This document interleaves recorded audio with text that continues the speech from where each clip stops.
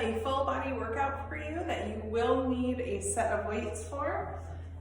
This is broken up by body part, so we're going to start with the legs and we're going to start with weighted squats. So you can hold the weights either at your sides or up at your shoulders. Feet are a little bit wider than hip width apart, and you're going to sit back into a squat. You've got 10 squats.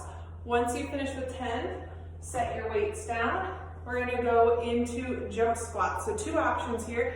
You can actually jump and land into that squat for 10. If that is too much for your knees, I'm going to turn side so you can see, you're going to squat and then come up on your toes, reaching up, getting that nice big extension. So you'll have 10 of those either with the jump or just the toe extension. And then your last move is going to be gate swings. Again, two options. Feet start together, you're going to jump apart, reaching down towards the floor. If that doesn't work for your knees, feet start together, you step out, alternating directions.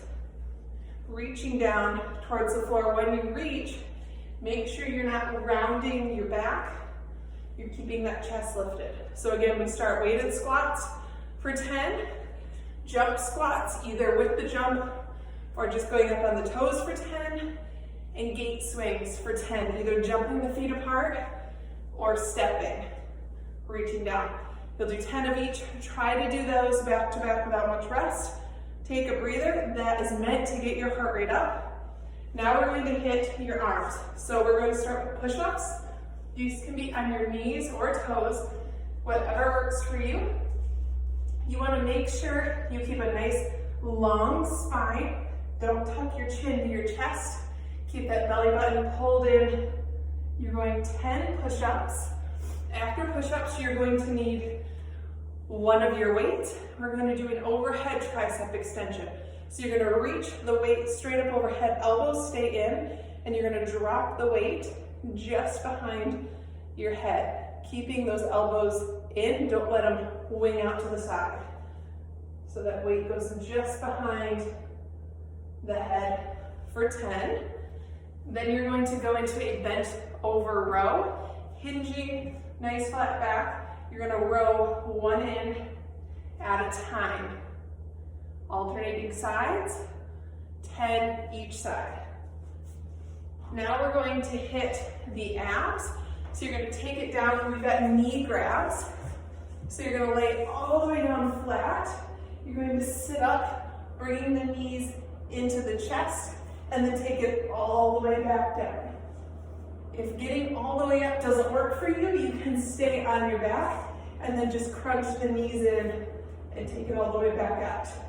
Your second move is going to be bicycle crunches. So hands go behind the head, twisting your shoulder towards the opposite knee. Shoulder blades coming up off the floor, 10 on each side. Your third move is going to be hip dip planks or rainbow planks. So you're going to take those feet about hip width apart and you're going to take the hip side to side, letting those feet pivot so that you can drop your hips. So 10 on each side there. And then our final round of moves, you're going to need your weights again. We're going to do some reverse lunges into a curl. So your right foot's going to step back into that reverse lunge, stand up, curl.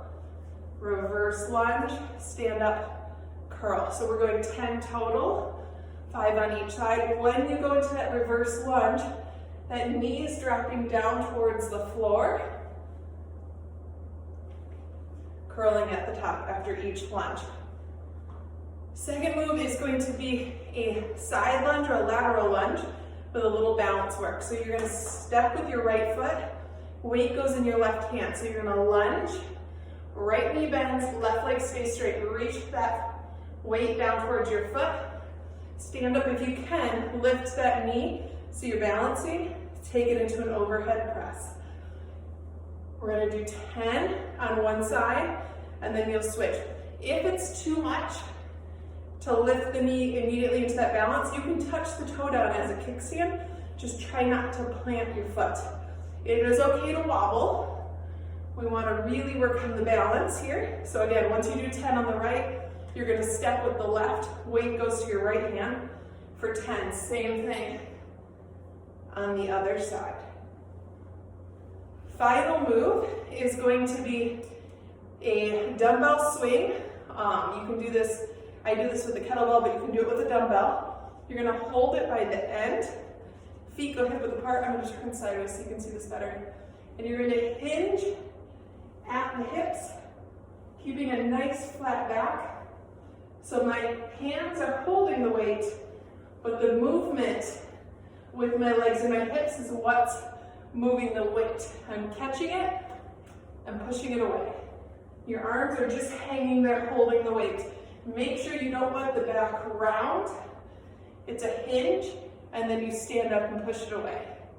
So the movement's coming from the hips. I have a soft bend in the knee, but all the movement is coming from that hinge. So you've got 10 total reverse lunges with a curl, 5 each side. You've got 10 of those side or lateral lunges. That one will be 10 on each side with that overhead press. And then you're gonna finish with that dumbbell swing. So the goal of this is try to get 2 rounds through the list. If you're feeling really good, go for 3.